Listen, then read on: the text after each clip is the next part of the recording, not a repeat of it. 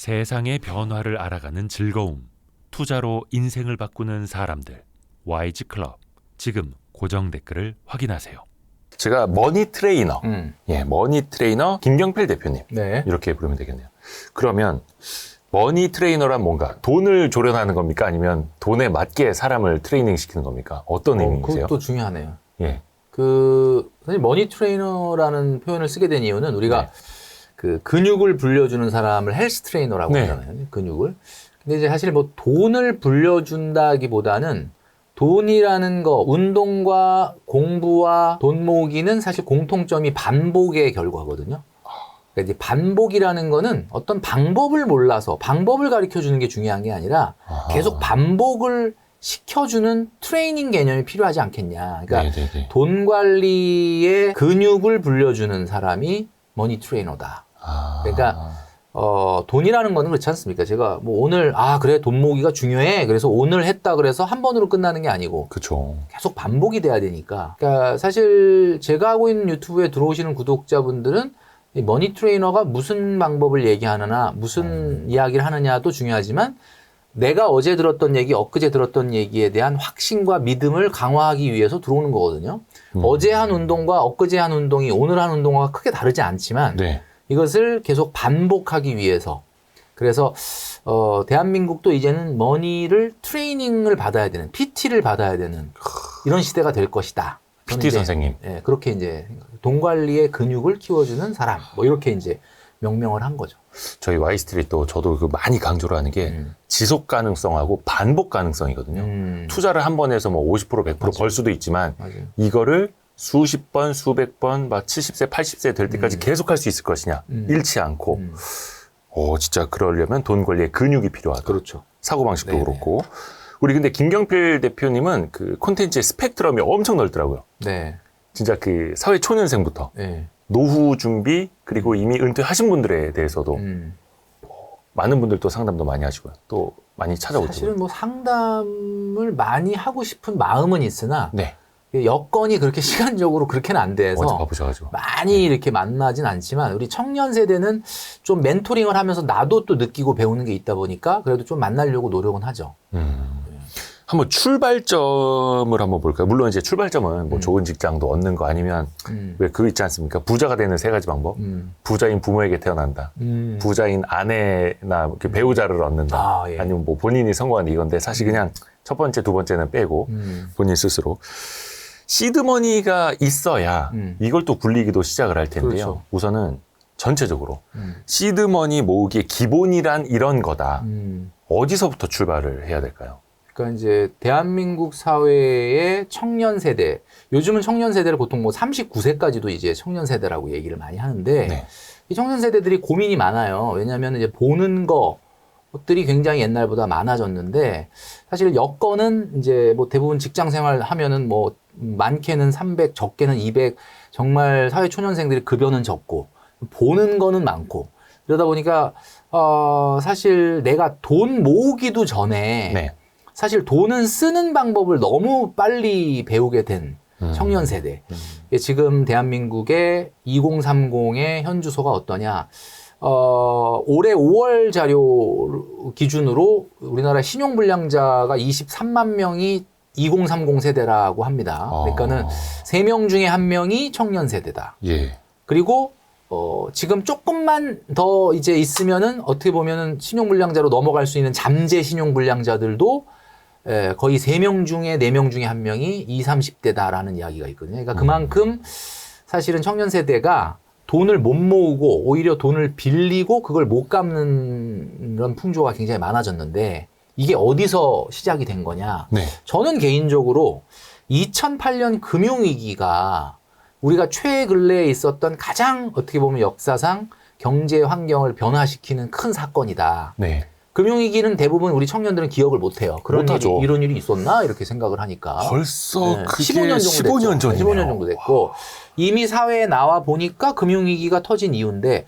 금융위기 이전을 저는 이제 BC 크라이시스, 그러니까 비포 크라이시스라고 네. 얘기하고 네. 그 다음이 이제 AC 시대인데 네. 지금 이미 사회에 나왔는데 그 금융위기 이후에 나온 사람들이에요. 예. 그러니까 청년 세대가.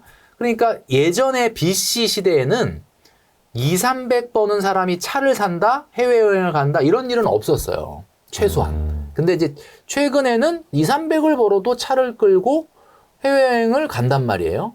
이제 그런 과소비가 어떻게 보면 플렉스다, 욜로라는 이름으로 사회적으로 그냥 당연시되는 사회에서 우리 청년들이 사회에 나왔다 보니까 네. 그냥 비정상이 정상처럼 여겨진 거야. 나만 그러는 게 아니라 다 그러는데?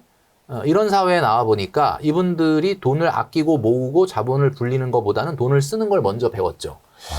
그러니까 저는 일단은 시드머니를 만들기 전에 네. 냉정하게 돈을 모을 수 있는 자유재량 소득이 있느냐, 우리 청년들이. 제가 만나보면 없어요. 예. 그러니까 그렇게 되면 누구 탓을 하냐면 제가 자꾸 저축을 하라 그러면은 그래, 저축이 중요한 건 알겠는데 그쵸. 도저히 우리 저축할 돈이 안 되는데 이렇게 되면 남 탓을 하죠. 이 회사 탓. 네? 이 회사가 쥐꼬리 많은 월급. 이 회사를 내가 이렇게 조금 주고 월급을 주니까 내가 저축도 못 하고 말이야. 예. 이렇게 되는데 사실은 이게 2008년 금융위기 이전에는 그렇지 않았다. 그러니까 한마디로 소비가 사실 우리 청년들이 지금 하지 말아야 될 소비를 너무나 당연하게 하고 있는 것들이 있기 때문에 네. 그 소비가 과거 금융위기 전처럼 적을 때는 좀 덜 쓰고 좀 안 쓰고 해야 되는데 요즘 우리나라 같은 경우는 고급 레스토랑을 가면 노인들 장년층보다는 젊은이들이 자리를 다 차지하고 있고 파인 다이닝. 예. 파인 다이닝, 오마카세, 네. 그죠? 호캉스. 그리고 지금 우리나라의 그 국내 항공사들의 승무원들이 한 2만 명 정도 되는데 예. 그 2만 명 중에 3분의 1은 지금 집에서 쉬고 있고 3분의 2는 지금 공중에 떠 있든지 해외에 나가 있다고 하거든요. 네. 그 얘기는 무슨 얘기냐면 그 엄청난 인원들을 끌고 여행을 간 건데 과연 그 여행 나간 친구들이 과연 자기 돈으로 나갔겠느냐 아니면 그냥 카드의 힘으로 일단 아직 벌지 않은 돈을 여행을 갔다 와서 나중에 갚겠다고 나간 거냐라고 본다면 저는 후자가 상당히 많다라고 보거든요. 네.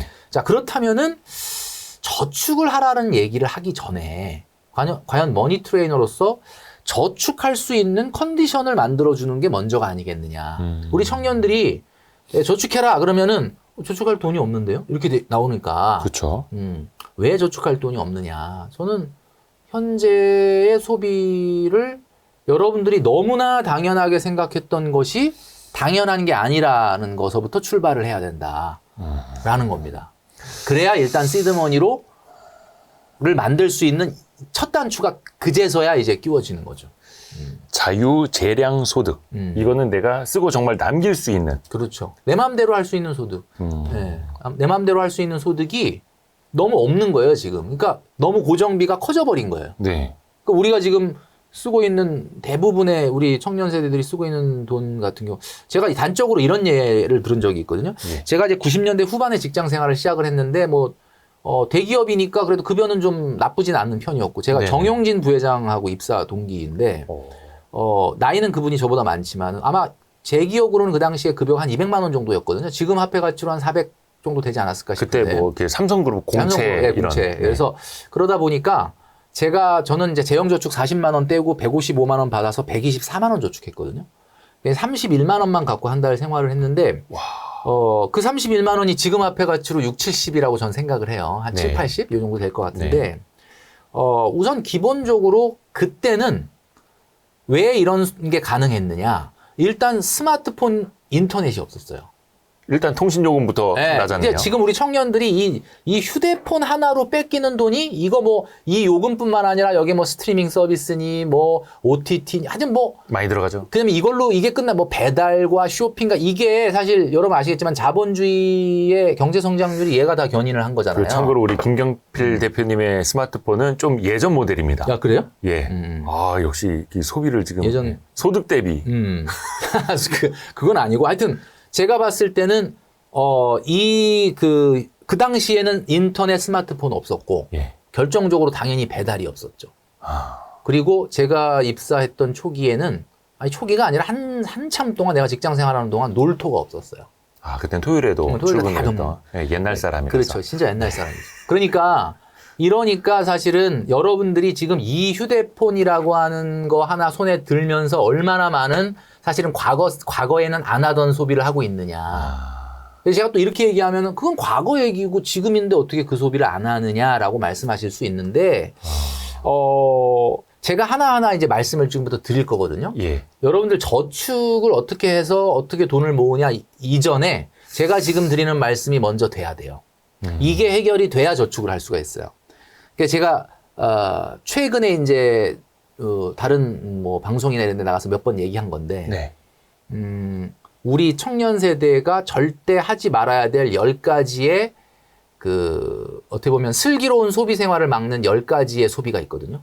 이거를 제가 순위를 매겼어요. 그래서 가벼운 것서부터 무거운 것까지 10위. 예. 예, 10위부터 1위까지 쭉 순위를 매겼는데 네. 위로 올라갈수록 심각한 거예요. 그 소비를 한다면. 한다면. 네. 그러니까 10위가 제일 가벼운 거죠. 그러니까 저 위로 올라갈 줄일 수 있는 거. 그래서 10가지를, 근데 이 10가지를 만약에 여러분들이 안 할 수 있는 용기가 있다면, 안 할 수 있는 거예요. 제가 말하면, 예. 그러니까 충분히 안 할 수도 있는 거거든요. 예. 안 할 수 있는 용기가 있다면 그때부터 여러분들은 돈을 모을 수 있을 것이다. 그런 얘기거든요. 근데 정말 힘든 거네요, 일단. 힘든 거죠. 그러니까 사실은 그러니까 느낌만 봐도 세상에 성공하는 사람은 소수일 수밖에 없어요. 아, 그럼요. 만약에 성공하는 사람이 뭐 그냥 유튜브에서 나오는 얘기 좀 따라 했더니 금방 부자 된다. 그러면 그런 게 어디 있겠습니까? 아, 그럼요. 그러니까 항상 성공하는 사람은 소수고, 제가 이런 얘기를 하면은 우리 유튜브 시청자 중에서 많은 분들 100명 중에 10명이나 5명이 실천을 해. 그럼 우리는 10명이나 5명을 위해서 얘기하는 거야, 사실은. 맞습니다. 맞습니다. 그래서 그런 면에서 이 10위가 뭐냐면요. 네. 10위는 바로 여러분들도 아마 느끼시겠지만 그 뭐 우리가 현 사회에서 굉장히 점심 식사 있잖아요, 우리 네. 직장인들. 네. 구내 식당이 있는데 점심 외식을 3일 이상 하는 습관입니다. 아, 점심 외식. 그러니까 이게 그러면 뭐 구내 식당 없는 직장은 어떡하냐? 뭐 그거는 어쩔 수는 없는데 의외로 이게 만나보면 또 그래도 구내 식당이 있는 직장이 많고, 심지어는 우리 회사는 없는데요. 옆에 건물 가면 뭐 먹을 수는 있어요. 뭐 이런 데가 되게 많아요. 네. 근데 점심시간만이라도 회사를 벗어나고 싶다. 그래가지고 저는 이제 이렇게 얘기하는 거죠. 5일 근무한다 그러면 일주일에 한 4일은 동료들하고 구내식당에서 식사를 좀 하고, 네. 수요일이나 금요일날 하루 정도는 나가서 외식을 하면은 그 외식의 가치가 굉장히 높아질 텐데, 그냥 막 무조건 나가서 한 3일, 4일 이렇게 외식을 하면 우리 점심 식사 가격이 요즘 어떻습니까? 여기 장난 아니죠. 여의도, 특히 여기 여의도는. 여의도. 와. 와, 진짜 이거 예. 살벌합니다. 아니, 진짜 밥 먹으면서 우리가 물가 체감하잖아요. 예. 그러니까 여러분 이 직장인들이 이게 이제 진짜 도시락을 싸와야 되나 이런 고민을 하는 분들도 있을 정도로. 그래서 이게 조금 제가 가벼운 10위로 선정을 했지만 여러분들이 만약에 이걸 진짜 안 할 수 있다 그러면은 사실은 좀 좋겠다 이런 말씀을 드리는 게 이제 10위죠. 점심 외식 사 먹지 말고 네. 최대한 구내 식당 이용하라. 그렇죠. 저희 와이스트릿은 참고로 중식, 석식 다 제공을 합니다. 이렇게 좋은 회사가 있네. 네. 많이 그러네요. 부려먹으려고. 네. 자, 9위는 뭡니까? 9위는 뭐냐면 기본 요금 택시를 한 달에 10번 이상 타는 습관입니다. 10번이나 탄다고요? 네. 택시를? 근데 우리 2030들 만나보면은 예. 왜 기본 요금을 타냐면 나한테 면죄부를 주기가 너무 좋아. 왜냐면 내가 무슨 모범 택시를 탔냐? 내가 무슨 장거리를 탔냐? 이렇게 얘기하기가 좋잖아요, 나한테. 요즘 버스 요금도 1,500원, 지하철도 1,400원으로 인상된 판에, 기본 요금 그 지하철 주정거장 살짝 타고 가는 거, 그거는 문제가 안 되지 않느냐. 나한테 뭔가 쓰고도 이렇게 뭔가 책임감, 죄책감이 좀 덜한 소비. 이렇게 반복이 되다 보면은 편리하긴 하거든요, 이게. 네. 그러다 보니까 나중에 이제 한 달 신용카드 영수증 날라온 거 보면은 이것도 한 교통요금 한 달치가 되는 거예요. 그렇죠. 몇 배죠. 그러죠. 이게 그래서 요걸 조금 저는 개인적으로 좀 기사님들한테는 죄송한 얘기지만 택시를 1년에 진짜 거의 한두 번도 안 타거든요. 정말 안 타요. 저도 그래요. 그냥 안 타게 되다 보니까 어떻게 안 타는데 그런 부분을 조금 제가 말씀드렸고요. 네. 이제 9위까지 얘기했는데 8위는 뭐냐면 8위는 좀 여러분들이 반발이 있을 것 같기는 한데 네. 아침에 출근하면서 한 잔 테이크아웃, 오후에 3시에 또 한 잔 테이크아웃 이렇게 정말 하루에 2잔 이상을 그냥 무조건 테이크아웃 하는 커피. 네. 요건 안 된다. 그렇죠. 그러니까 테이크아웃 하는 커피가 요즘에 문화라는 건 저도 알기 때문에 하지 말라는 건 아닌데 매일 2잔씩 루틴을 그걸로 가져가는 거는 뭐 아무리 요즘 저가 커피가 있어가지고 별다방, 콩다방보다는 싼 걸로 있다고는 하지만은 이렇게 되면은 일주일에 근무하면서 한 10잔 뽑아 먹고 그렇죠. 그 다음에 또 주말에 안 먹나? 주말에 또 먹잖아요. 그래서 여러분 이게 커피 값이 별거 아닌 것 같아도 은근히 이거 또 커피를 먹다 보면 그죠? 뭐 별 하나 더 받으려고 텀블러 또 사고 텀블러 사다 보면 또 뭐 예쁜 굿즈 사고 뭐 이러니까 사실 그 다방에 갖다 주는 돈이라는 게 생각보다 다방. 엄청나게 많습니다. 저도 이거 가지고 엄청 직원들 잔소리 하거든요. 저희 커피 머신까지 놔줬어요. 그런데도 나가서 자기가 원하는 그러니까. 맛이 있다라고 하면서 사 먹더라고요. 그러니까. 그리고 나서 제가 막 뭐라고 하면은 이거 뭐 1,900원밖에 안 해요. 야, 1,900원 곱하기 뭐 열을 20일 그러니까. 해보라고. 아니, 그러니까 안 하라는 죄송합니다. 저희 라떼 둘이서 지금 예. 그러니까 이제 MZ 꼰대 세대가 둘이서 저기서 얘기하는데 웃고 지금 있습니다. 하지 말라는 게 아니라 네. 조금 줄여서 한번 할 때 효용을 높여보자. 뭐 이런 제가 얘기를 하는 거니까. 예. 그래서 이제 가볍게 제가 8위로 선정을 한 거죠. 네. 예. 7위는 뭐냐면 여러분들 월 소득의 5% 넘는 이벤트 비용입니다. 이벤트 비용이라는 거는 생일 챙겨주는 비용이에요. 누군가의 생일을 생산. 기념일 뭐 이런 네. 거 생일 챙기는 건데 예를 들면 300만 원 급여를 받는다. 예. 한 달에 15만 원 이상 생일 챙기는 비용으로 쓰면 안 된다는 얘기인데 여러분 한번 잘 생각해 보시면 내가 누군가의 생일을 챙겨주고 조금 의미 있게 돈을 써야 되는 거는 한 국룰로 7가지 정도가 있습니다. 7가지. 네네네. 7가지. 첫 번째 엄마 생일, 아빠 생일, 어버이날. 이건 아. 기본이고 네. 그 다음에 남친이나 여친 또는 배우자 생일 또는 자녀나 형제 생일, 예. 베프 생일, 기념일 정도? 그럼 이렇게 7가지는 그래도 뭐 3만 원, 5만 원 이상의 어떤 그런 비용을 써서라도 그 이벤트를 좀 해야 되는 그런 네. 거다. 네. 근데 이 7가지를 벗어난 경우에서 애매한 관계 있잖아요. 애매한 네, 관계. 네. 저 부서에 뭐 저 언니는 내가 좀 알기는 하는데 뭐 이렇게 그쵸. 친하지는 않은데 오늘 생일인데 어떡할까? 그냥 안 주고 안 받는 거예요. 뭘 그거를 이렇게 막 챙기려고 하니까 어떤 분들은 그래. 별로 안 친한데 막 3만 원, 5만 원짜리 막 선물 기프트콘 보내놓고 얼마나 놀래나 보자 막 이렇게 하는데 요즘에 그 톡으로 선물하기 그게 잘 돼 되니까. 있으니까. 근데 저는 이제 안 주고 안 받는 게 그건 맞다. 그리고 이제 막 진짜 축하해주고 싶은 마음이 진짜 있다면 그냥 네. 커피 한 잔 정도로 애교 그만해도 굉장히 기뻐합니다. 그 정도만 해도. 그러니까 이벤트 비용이라는 것을 누군가 챙겨줬을 때 그 사람이 막 놀래고 기뻐하는 모습을 보는 게 나의 희열이다 이런 분들이 있거든요. 그러면 그렇게 그냥 축하해주고 말아야 되는데 꼭 보면은 다음 달에 나한테 얼마나 센 거 오나 보자 뭐 이렇게 이제 또 하시면은 줬으니까 받아야 된다. 이렇게 하실 거면 안 하는 게 낫다는 피곤해지죠. 거지. 그래서 이제 이게 그래서 7위, 10위, 9위, 8위, 7위가 된 거죠. 네. 그리고 6위. 6위는 바로 계절마다 신상 옷 사는 습관입니다. 계절이 1년에 4번 바뀌는데 예. 올해 겨울은 아마 옷을 거의 사실 분들은 사셨을 거라고 봐요. 근데 요즘 추워져가지고. 네, 추워져서. 근데 잠바 문- 필요하죠. 근데 작년에 만약에 패딩이나 코트를 샀다면 올해는 한번 쉬어야 돼요. 그렇죠. 경년제로. 그리고 예. 이제 내년엔 한 번 더 사줘야 뭔가 좀 입을 옷이 있을 건데. 봄옷도 마찬가지. 작년에 봄옷을 안 샀다면 올해 이제 내년에 봄에 하나 사는 건 괜찮은데 그냥 매년 여름, 가을, 겨울 바뀔 때마다 신상을 습관처럼 사시는 분들이 있거든요. 그건 좀 아니지 않느냐. 우리 옷장에 문을 열어보면 옷이 일단 엄청 많기는 해요. 네. 근데 이제 꼭 하시는 말씀이 입을 옷이 없다. 그죠. 입을 옷이 없다. 이런 얘기를 많이 합니다. 그럴 때 저희 어머니 뭐라 하는지 아세요? 너 그러면 작년에 빨개 벗고 다녔냐고. 야, 그 말 좀 세긴 세네. 그러니까. 근데 하여튼 지금 5가지 말씀드렸잖아요. 예. 요 5가지 10위부터 6위까지는 조금 가벼운 거예요. 가벼운 거.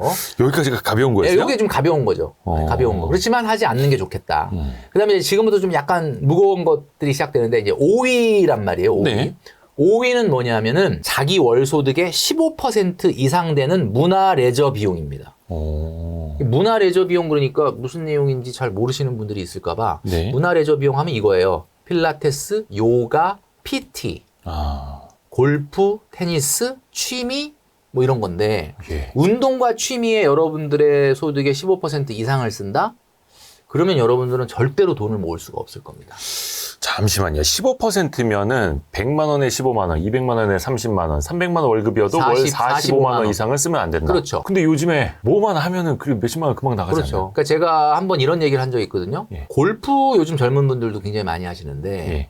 골프라는 운동이 돈이 많이 들어가잖아요. 장난 아니죠. 예, 그러니까 뭐 이게 골프는 골퍼가 두 가지 종류의 골퍼가 있어요. 네. 비기너가 있고 베테랑이 있어요. 비기너는 막 이제 시작한 지 한 5년은 안 돼가지고 막 열심히 연습도 하고 뭐 네네. 주로 뭐 나가면 뭐 100돌이네, 90돌이네 뭐 이런 아직 싱글 정도는 아닌 뭐 그리고 연습도 열심히 하고 레슨도 받아야 되고 막 장비 사는 것도 재밌어 하고 막 그다음에 뭐 돈이 없어서 못 나간다 그래도 한두 달에 한 번은 꼭 네. 필드 나가고 뭐 이런 분들이거든요. 이런 분들은 또 특징이 뭐냐면은 스크린 골프를 또 많이 쳐요. 그죠. 가야죠. 예, 스크린 골프 치러 가면 이미지 트레이닝 해야죠. 네, 스크린 골프 치면서 네. 그것만 치는 게 아니야. 네. 또 짜장면, 그죠. 맥주 한잔 하고. 탕수육, 맥주 시켜 네. 먹고 그다음에 또 내기를 해. 네. 예, 내기할 때마다 다 따나? 또 잃을 때도 있죠. 네네네. 뭐 거의 잃는 경우가 많겠지. 그런 부분이 있고. 그러니까 사실은 제가 그 골프 유튜버들이 그 비기너들이 얼마나 한 달에 쓰는가를 이렇게 보여준 유튜브가 있더라고요. 그래서 제가 그걸 보니까 거기에 비기너는 95에서 100만 원 정도 한 달에 쓴다, 평균. 근데 이제 베테랑은 다르죠. 베테랑은 뭐 한 구력이 10년, 15년 되면은 그냥 연습도 안 하고 레슨도 안 받고 이러고 이렇게 있다가 누가 나가자 그러면은 그냥 그 가방 먼지 툭툭 털어가지고 그냥 들고 나가고 대충 이러잖아요. 막 스크린 골프도 안 치고. 그러니까 그런 분들은 한 달에 뭐 5, 60만 원 이상은 안 쓰니까. 근데 지금 제가 말씀드린 문화 레저 비용이 자기 소득의 15% 이내가 돼야 된다. 그 얘기는 비기너 같은 경우는 잘 들으시기 바랍니다. 내가 정말 골프를 배우고 재밌게 막 신나게 연습하고 레슨하면서 지금 막 재미 들이고 하려면 자기 소득에서 월 95만 원, 100만 원이 15% 이내로 들어와야 돼요. 그러려면 95만 원 나누기 0.15 하면은 633만 원이 나옵니다. 그러니까 월 소득이 633만 원 정도는 넘어야 내가 골프를 칠 수 있다. 633만 원 안 되면은 네. 안 하시는 게 맞습니다. 월 633만 원. 이거 세전입니까? 세후입니까? 세우죠. 예. 세후. 그럼 이거 연봉 1억 이상인데요? 그렇죠. 연봉 1억이 한 600, 한 5, 60, 70, 그러니까 한 9천은 넘어야 되는 연봉이. 아, 그러니까 연봉 9천 이하 골프 금지. 네. 근데 이제, 예. 나는 정말 대표님 얘기하시는 것만큼 그렇게 열심히 안 합니다. 뭐 필드도 뭐 거의 한 두세 달에 한 번 나갈까 말까 합니다. 뭐 이렇게 얘기하신다면야 뭐 그럴 수는 있는데, 네. 그럼 그렇게 열심히 안 할 걸 왜 시작을 하셨는지 난 그냥 그렇게 그러니까 어느 정도 사실 한다면은 그래도 한 달에 한 번은 나가고 뭐 스크린 골프도 가고 연습 레슨도 좀 받고 이렇게 해야 되는 거 아닙니까? 그러니까 그런 면에서 봤을 때 말씀드린 거고요. 시작을 하지 말아야 됩니다. 그리고 그냥 베테랑이면은 예. 월급이 한 400 한 중반 돼도 쳐도 되긴 해요. 베테랑. 왜냐면 베테랑은 그만큼 돈을 많이 안 써요. 큰 돈 안 들인다면. 그래서 그렇게 보고 그게 이제 제가 지금 말씀드린 6인데 문화 레저비라는 것은 지금 말씀드리면은 문화 레저비에 그럼 꼭 15%를 써야 되느냐 그런 뜻은 아니고요. 네. 뭐 안 쓰고도 문화생활 잘하는 분들 많습니다. 네네네. 저는 개인적으로 취미가 노래 부르는 건데, 예. 그러니까 저는 뭐 당연히 이제 스케줄도 많고 요즘 최근에 너무 바쁘다 보니까 어디 무슨 뭐 이렇게 마땅한 취미를 못 해요. 그래서 저는 그냥 집에 가면 저녁에 스트레스면 이제 노래방 기계 있잖아. 예. 그 노래 그냥 혼자 부르는. 아, 댁에서요? 네. 아, 노래방 기기? 그게 그거 이제- 옛날에 되게 유행이었는데, 전축 시절에. 그러니까 요즘 그 유튜브 그거 틀어놓고 앱. 여기 오고 있어요. 저기 그 마이크 있죠, 연결해서 그래서 하는 그거 혼자 블루투스 불러요. 그 한두 시간 정도 이렇게 시간 있을 때 그거 부르는 게 또 이제 그거고. 인생의 낙. 진짜 그거 정말 근데 돈 안 들거든요. 그렇죠. 그래서 문화 레저 비용이라는 게 꼭 돈을 들여야 되는 건 아닙니다, 여러분. 근데 이제 꼭 굳이 돈을 들어가는 취미를 한다면 15% 이내에서 좀 해보자 이런 말씀을 드리는 거고요. 혹시 여기는 그 필라테스나 요가 이런 거 할 때, 물론 요가나 이런 것도 월 뭐 한 20? 뭐 이런 데도 있을 겁니다. 근데 그때 또 이제 레깅스 사야 되잖아요. 예쁜 옷 사야 되잖아요. 그렇죠, 요가 그렇죠. 매트 사야 되잖아요. 네. 무슨 볼 이런 거 사야 되잖아요. 뭐 레몬 같은 거 사야지. 그러니까 그런 거를 그러니까 저도 사실 운동을 아파트에 이제 그런 시설이 있어서 가보면은 네. 젊은 분들 오면은 운동하는 시간보다는 사진 찍는 시간이 더 길고 내가 보니까 뭐 거의 계속 거울 보면서 이렇게 봤다 저렇게 봤다 그러는데 인스타 해야죠. 그런 부분이 있고 그래서 조금 돈을 안 들이고도 얼마든지 할 수 있는 취미, 레저, 문화생활이 있다는 걸 여러분들이 좀 아셨으면 좋겠다. 4위는 참 이거 하기 어려운 건데 네. 엥겔 지수. 아, 우리가 먹는 데 사용하는 경비는 소득의 30%를 넘어가면 안 됩니다. 자, 이거는 1인 가구를 기준으로 하는 건데, 좀 요즘 뭐 식재료 물가가 너무 올라가서 사실 이게 좀 쉽지는 않은데, 네네. 여러분들이 먹기 위해서 일하냐, 아니면 살기 위해서 먹냐, 뭐 이렇게 보면, 글쎄 잘 모르겠는데, 일단은 먹는 거는 뭐, 살기 위해서 먹는 것 같긴 한데, 네. 가끔은 또 내가 이거 먹으려고 이랬지. 뭐 이런 때도 있잖아요. 솔직히. 네네네. 그러니까 여러분들이 원래 엔겔 지수라는 거는 내가 사용하는 지출 중에 먹는 데 쓰는 게 얼마냐인데 그렇게 얘기하면 너무 좀 어려우니까 제가 네. 30%로 정해드렸는데 쉽진 않겠지만 요거 지켜주셔야 저축을 하실 수 있을 거예요. 근데 따지고 보면 월급 한 300만 원 되는 사람도 그러면 식비로 먹는데 90만 원이면 90만 원 안으로 해결이 돼야 되는 거죠. 제가 봤을 때는 조금 그 정도면 뭐 여유 있는 거 아니야 싶긴 한데 또 가끔씩 한 번씩 이게 외식하는 것도 여기 포함이. 그리고 여기는 뭐 마트 장 보는 거, 배달시키는 거, 외식 하여튼 목으로 넘어가는 건 다 해당되는 거예요. 그러니까 그렇게 따지면 이게 만만한 숫자는 아니거든요. 그리고 아까 그 커피도 여기 넣어야겠네요. 목으로 넘어가는 거다. 커피는 문화생활이라고 좀 봐야 되니까. 아, 그래요? 네, 뭐 그냥 그건 아니고. 그러면은 하여튼간 먹는 거 엔겔 지수 이게 소득의 4위죠. 30% 넘지 말아라. 네, 이제 탑 3만 남았는데 예. 3위는 뭐냐면 여러분 월 소득의 15% 넘는 주거 비용입니다. 주거 비용이라는 거는 월세나 전세자금 대출, 이자를 이야기하는 거죠. 만약에 직장이 지금 여기처럼 여의도에 있다. 근데 내가 여의도는 섬인데 예. 이 섬에 들어온다는 게 참 쉽지가 않아요. 이 섬으로 진출한다는 게 이 섬은 여기는 대한민국의 섬 중에 제일 비싼 섬인데 이게. 그럼 너무 비싸죠. 근데 제가 봤을 때는 초직주 근접을 해버리면은 자기 월급의 그냥 거의 절반 가까이를 월세로 내야 될 수도 있는. 그러니까 제가 얘기하는 거는 여러분 직주 근접을 선호하는 건 알겠는데 너무 초직주 근접은 하지 마셔라. 그러니까 여러분들의 주거 비용이 월 소득의 15% 이내로 들어와야 됩니다. 여의도는 그 오피스텔 월세만 하더라도 어마어마하죠. 장난이 아니죠. 예. 그러니까 여기는 제가 봤을 땐 경기도 외곽에서 출근하면 되지. 근데 이제 제가 우리 청년 세대들한테 가장 권장하는 출근 시간이 있어요. 네. 가장 권장하는 출근 시간은 도어투도어로 1시간입니다. 그러니까 차 안에 있는 시간이 1시간 되면 너무 피곤하고 예. 차 안에 있는 시간 45분, 50분 뭐 이 정도 딱 1시간. 제가 지금 그렇게 하고 있거든요. 제가 이제 집이 서울에 있는데 그 집을 코로나 때 힘들어서 이제 월세를 주고 저는 경기도로 이사 갔어요. 그래서 이제 한 3년째 되고 있는데 제가 출퇴근해 보니까 그전에는 집에서 사무실이 3km도 안 떨어져 있었거든요. 그래서 이제 가까웠는데 지금은 33km거든요.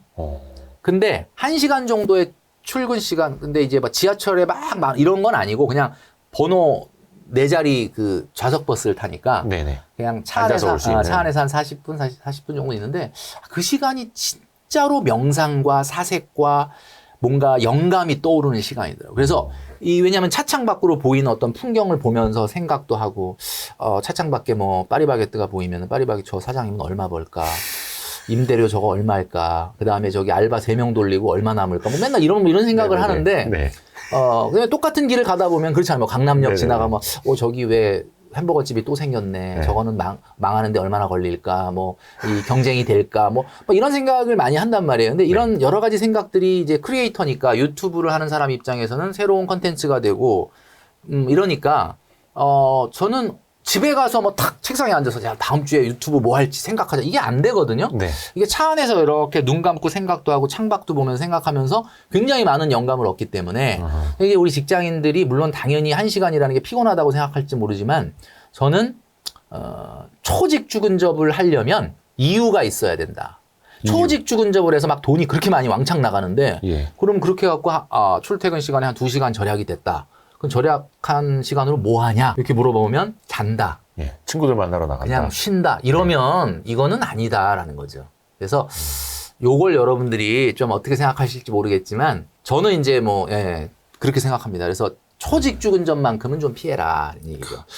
주거비가 월 소득의 15%를 넘어서는 안 된다. 네. 예. 2위는 선결제 할부하고 떠나는 해외여행. 제가 그냥 오늘 아예 Y스트리트 시청하시는 분들에게 정해드리려고 그래요. 어떻게요? 여행 경비를 정해드릴게요. 여행 경비? 그러니까 이게 고민이 많으시잖아. 이건 뭐 어느 정도나 가야 되냐. 제가 딱 정해드릴게요. 보너스 상여금 다 얹어가지고 월평균 딱 낸 월소득 있죠. 월평균 소득. 그 월평균 소득의 50%에서 100% 사이에서 결정하시면 돼요. 50에서 100% 사이? 자, 그러면 이제 보너스까지 다 해갖고 월평균 소득이 400이다. 그러면 이 사람은 최대 400만 원 연간 경비 아니면 200만 원. 여행을 별로 안 좋아하면 200. 진짜 막 여행 아니면 안 된다 그러면 400. 그냥 평균이면 300 정도 쓰면은 딱 맞아요. 300만 원이 여행 경비면은 1년에 해외여행 그래도 갈 수 있지 않습니까? 그럼요. 충분히 이거는 가죠. 이제 혼자 기준이잖아요. 하지, 혼자 해외여행 3,400만 원이면 그래도 좋은 데 가지 않나요? 300만 원이니까 네. 300만 원 안에서 쓰라는 거야. 이 1년 안에. 네. 그러면은 이거 가지고 제주도 한 3번 갔다 오든지 아니면 해외 가까운 해외 한 2번 갔다 오든지 할 수 있잖아요. 그렇죠. 그럼 이렇게 정해서 쓰면은 누가 뭐라고 합니까? 근데 자꾸 선결제하고 떠나고 선결제하고 떠나면 뭐 다낭 베트남 다낭 뭐 3박 5일에 49만 원 그래도 가보면 그게 49만 원은 아니거든. 가서 보면 이것도 해야지. 그럼 결국 한 120, 30 써요. 네. 내가 이럴 줄 몰랐네. 그리고 그걸 이제 속구도 또 속고 이러니까 자꾸 예산을 오버하게 되는 거야. 그러니까 여러분 딱 정한 대로만 하십시오. 정한 대로만. 그래서 야. 그렇게 하면 아무 일도 안 일어나요. 그렇게. 요거는 근데 선결제 해놓고 뭐 신용카드로 긁어서 가는 그렇죠. 게 아니라 이거는 그러면 모아서 그 돈으로 결제하고 그렇죠. 가라 이런 메시지이신 거죠? 오, 생각보다 그러니까 저는 잘 해외여행 많이 안 다녀가지고 저희는 몇 년에 한 번 이렇게 가거든요. 맞아요. 몇 년에 한 번 모아서. 저도 올해 여름 휴가 가족 중에서 예. 와이프하고 아들, 딸만 갔어요. 저는 못 갔어요. 왜냐면 집에서 이제 강아지 보고 있었어요. 왜냐면 뭐 스케줄을 소화를 해야 되니까 3박 5일도 비울 수가 없더라고요. 그래서 아버지는 돈 벌게 그것도 안 되고. 너희끼리 근데 나는 그게 다녀와라. 막 너무 가고 싶은데 아우 너네만 가 이거 아니야. 네. 나는 너무 좋았어. 그 3박 5일 혼자 있는 게 그냥 너무 좋더라고요. 그래서 나는 정말 괜찮았던 것 같아요. 나는 그렇게 네. 막 비행기 타고 가서 막 외국에 가서 그 시간이 나는 그렇게 저는 모르겠어요. 그러니까 TV로 남들 여행 다니는 거 이게 대리 만족하시구나. 네. 아. 아니, 그러니까 대리 만족이 아니라 그거 자체가 왜 좋은지를 모르겠어. 저희가 이제 옛날에 뭐 지금은 골프 안 치는데 이제 옛날에 한 4, 5년 전에 하도 친구들이 가자 그래서 가면 골프를 이제 오랜만에 따니 어우, 골프 치는데 난 골프 치면서 무슨 생각이 들었냐면 야, 내가 여기서 이렇게 골프 치고 있으면 안 되는데 이런 생각이 들더라고요. 내가 골프 라운딩 하는 동안 마음이 계속 불편하더라고.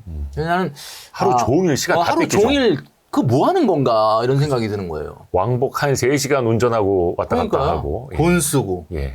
뭐 즐거움이 조금은 있긴 한데 네. 그 즐거움에 그 시간과 그 돈을 태우기는 저는 아니지 않느냐 이런 생각이 김경필 대표님하고 제가 생각이 되게 닮은 점이 엄청 많네요. 네. 라떼 그러네. 두 잔. 라떼 두 잔. 그 더블샷으로 가는 거지. 1위가 뭔지 아십니까, 여러분? 1위는 이거 셀 것 같은데. 지금 9개 모두를 능가할 정도로 강력한 저축 방해 요소입니다. 네. 이게. 그러니까 어떻게 보면 이 1번을 안 하는 것만 해도 사실은 대단한 거거든요. 그래요? 대한민국에서 청년들이 자기 소득의 9개월 이상 되는 차를 타는 겁니다. 자동차. 월 소득 9개월 이상의 차량. 제가 왜 9개월이라고 했냐면 원래는 6개월인데 워낙 요즘 차종에 대한 인플레이션이 심하니까 차값 엄청 비싸요. 그러니까 이제 원래는 6개월 정도가 맞아요. 자기 소득의 6개월. 그러니까 예를 들면 내가 500만 원을 번다. 네. 그러면 6개월이면 3천만 3천만 원 정도 되는 차를 타는 게 맞아요. 그리고 400 이하는 차를 사면 안 돼. 월급 400 이하는 400 이하가 무슨 차를 타? 400 이하가 차를 뽑는다. 그럼 이런 말씀을 드리면 또 우리 시청하시는 많은 분들 중에 또 굉장히 또 성토를 하시는 분이 있으면 지방은 말이죠. 이게 지금 뭐 버스가 막 50분에 한 대 오고 뭐 수도권처럼 그렇게 대중교통이 발달돼 있지 않는데 어떻게 이거를 차를 안 뽑고 사느냐. 막 이런 얘기를 하는 거야. 네. 저는 그 말 인정합니다. 예, 맞아요. 네, 맞아요. 그러니까 그런 경우는 지방 같은 경우는 한 300만 원도 어쩔 수 없이 차를 뽑아야 돼. 그 인정은 하는데 왜 GV70을 뽑냐? 그럼 뭐 캐스퍼나 모닝을 뽑으면 되잖아. 아니 대중교통이 없어서 사는 거라며. 네. 근데 왜 GV70을 뽑아요? 월급 400이. 그러니까 사륜구동이 필요해서 막 이런 거 아니에요? 이거는 제가 봤을 때는 아니야. 그 대중교통용으로 뽑은 게 아니라고. 자, 여러분. 월급의 9개월 이상 되는 차를 탄다는 거는 본인의 월 소득의 10% 이상을 교통비로 써버리겠다는 얘기인데, 미래에. 네네네. 그러면 월 소득의 10% 이상 15%를 교통비로 쓴 사람이 무슨 저축할 수 있겠습니까? 그렇죠. 그리고 이게 차라는 게 우리가 착각하는 게 뭐냐면, 착각하는 게 차를 뽑으면서 사람들이 대부분 계산해 보는 게 유지비를 계산하고. 예. 내 월급이 지금 이 영상 보시는 많은 분들 잘 들어보세요. 청년 세대 중에 400만 원 월급이 제일 애매해.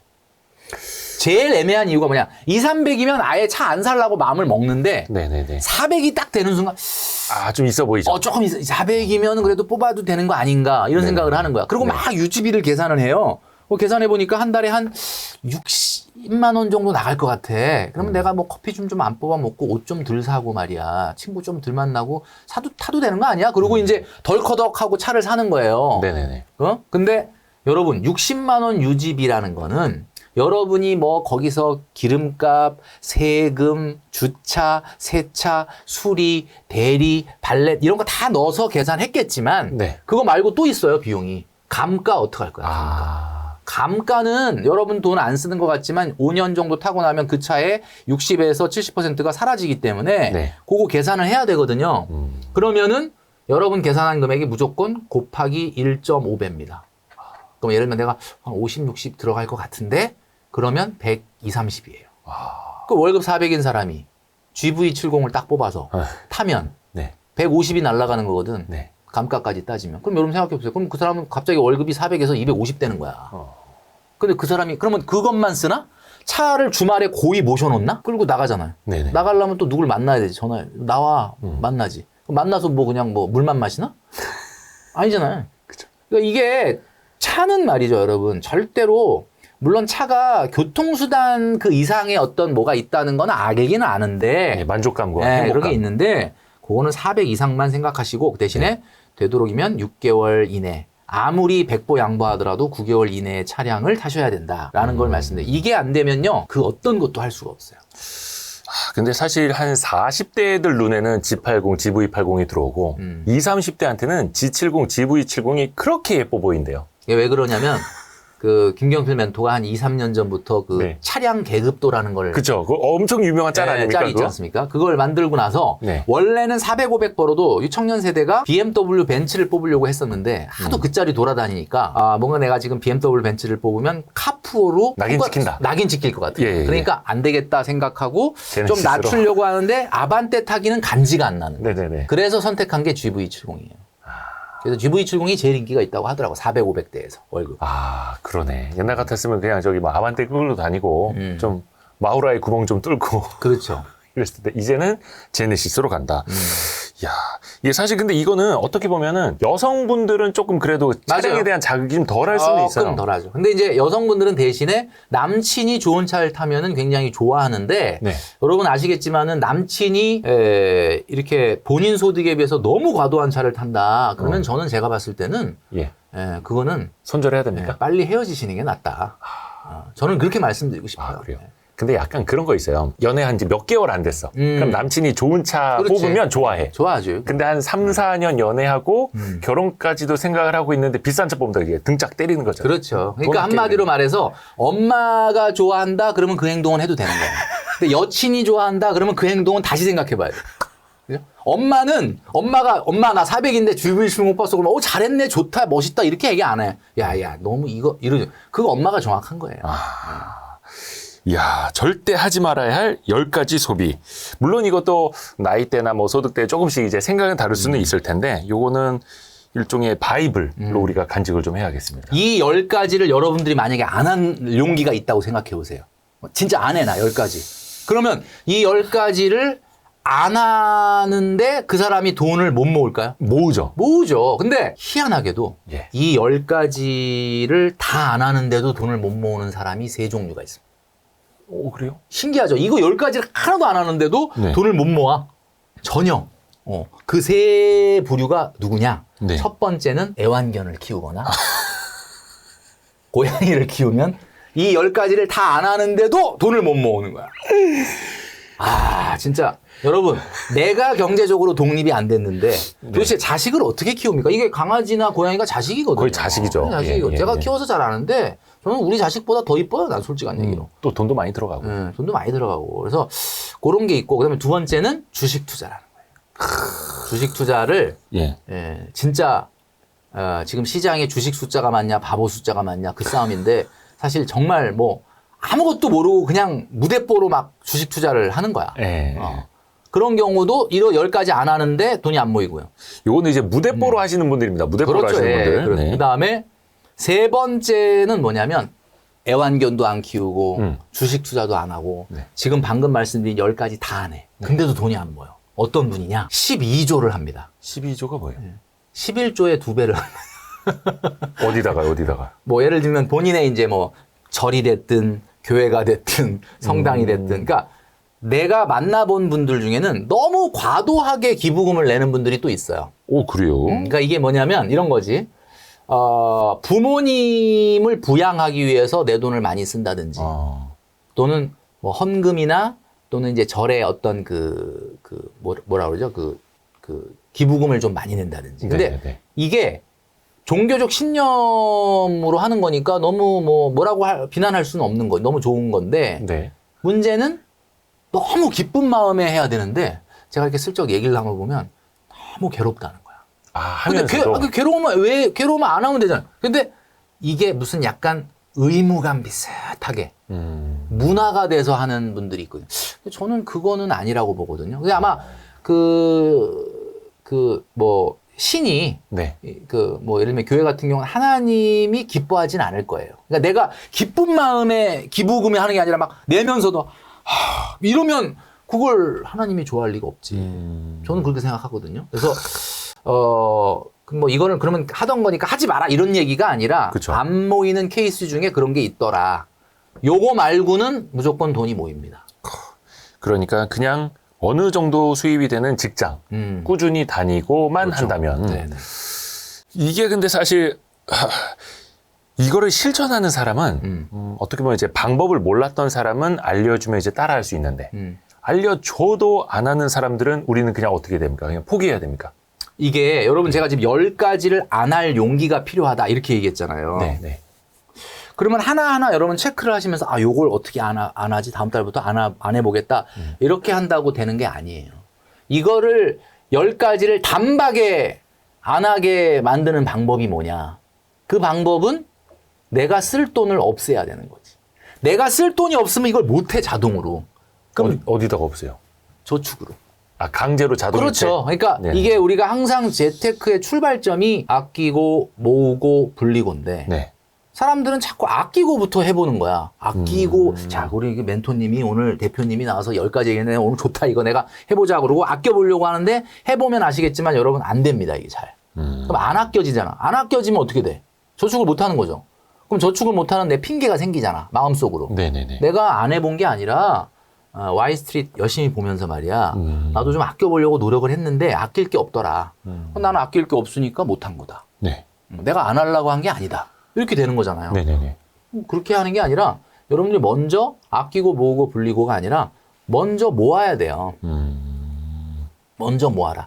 제가 직장인들을 많이 만나보니까 직장인들이 가장 많이 하는 저축대가 얼마인 줄 아십니까? 20대, 30대 사회 초년생들이 가장 많이 하는 저축대가 얼마 정도 될 것 같아요? 월 금액으로요? 월 금액으로. 얼마가 될까? 한 2, 30일까요? 너무 적나? 월급 너무 조금 주시는 거 아니야? 모르겠어요. 그거보단 많아요. 그러니까 일반적으로 봤을 때 가장 많은 게 6, 70이에요. 6, 70. 6, 70만 원 정도가 제일 많아. 제일 많은 조합이 뭐냐? 청년 희망적금 50에 청약저축 10만 원. 이게 제일 많아. 네? 네네네. 그게 제일 많다고요. 예. 그러니까 한마디로 말하면 뭐 60, 70, 80이 제일 많다는 얘기인데 한번 잘 생각해 보세요. 60 정도를 저축하면 1년에 얼마 나오죠? 뭐 투자가 아닌 그냥 저축하면 한 725만 원 뭐 이 정도 나온단 말이에요. 네. 그럼 이 725만 원이라는 1년 후에 목돈이 여러분들 손에 딱 주어졌을 때 느낌이 목돈 같아요? 그러기에 애매하지 이게. 그렇죠. 예. 700이라는 금액을 딱 보면 목돈이니까 빨리 어디에 예금을 다시 넣을까 뭐 이게 아니라 가방이 막 떠오르거나 막 노트북 새로 바꿀까 뭐 이런 게 떠오르잖아요. 그렇죠. 그러니까 이게 아이폰 새로 나왔다. 그렇죠. 뭐 이런 거 생각나잖아. 그러니까 한마디로 60, 70대 저축을 하는 것은 이미 시작부터 내가 만기에 이 돈을 재투자하기 어려운 상황으로 만들어 버리는 거야. 그러니까 그래서 찾아서 쓰게 그렇지. 되는. 그래서 우리 그 영화 타짜 보셨죠? 거기 네네. 조승우 배우가 나오잖아요. 네.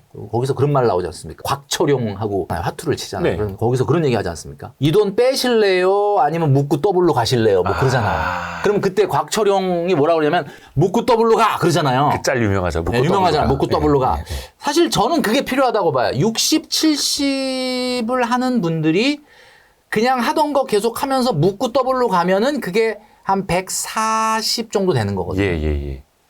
급여의 높고 낮음을 떠나서 최소한 1년에 2천만 원 정도를 모을 수 있는 저축 속도가 나야 이게 묻고 더블로 가거든요. 네. 그러면 여러분 제가 말씀드렸죠 아까 행복한 순간에서 오는 그 만족이 아니라 내가 행복한 상태로 나아갈 수 있는 자존감이 올라갈 것이다. 1년에 한 2천 모아보세요. 한 1, 2년만. 그러면 일단 느낌이 달라.